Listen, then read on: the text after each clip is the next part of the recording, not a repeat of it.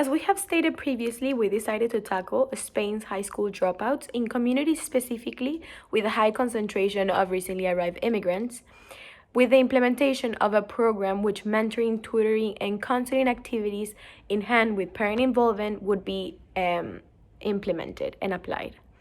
The biggest strength we see in our project is the talent inside the Spanish teaching staff. The Spanish education system has a really good number of very well qualified professionals that can really help the students accomplish their goals and finish secondary education, and therefore help the project of lowering the amount of high school dropouts there is in Spain. But to carry out this project, those teachers need to be doted of the necessary means to carry out the project. When analyzing this program, we found several weaknesses that we might encounter while implementing it.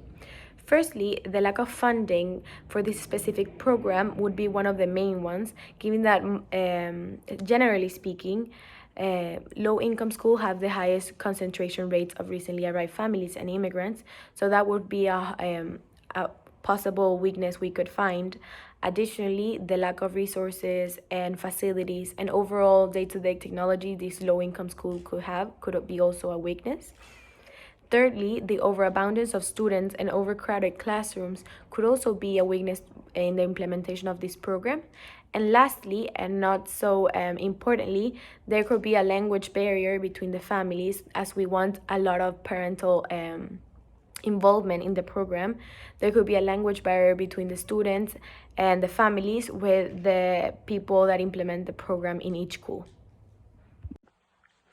So a big opportunity that we have found in our policy is related to the current situation in which we are. So in Spain, due to the unclear government measures, the uncertainty, and the fact that citizens are misinformed, due to these things, students spend all of their time from home using online platforms in order to attend classes. So based on this, there hasn't been any better time to implement our project.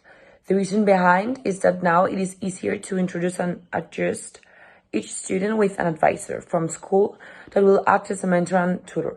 So since studies have shown working from home increases efficiency and thus the fact that some students stay at home will benefit them and maybe will provide them with more concentration and maybe less distractions than when they were in class.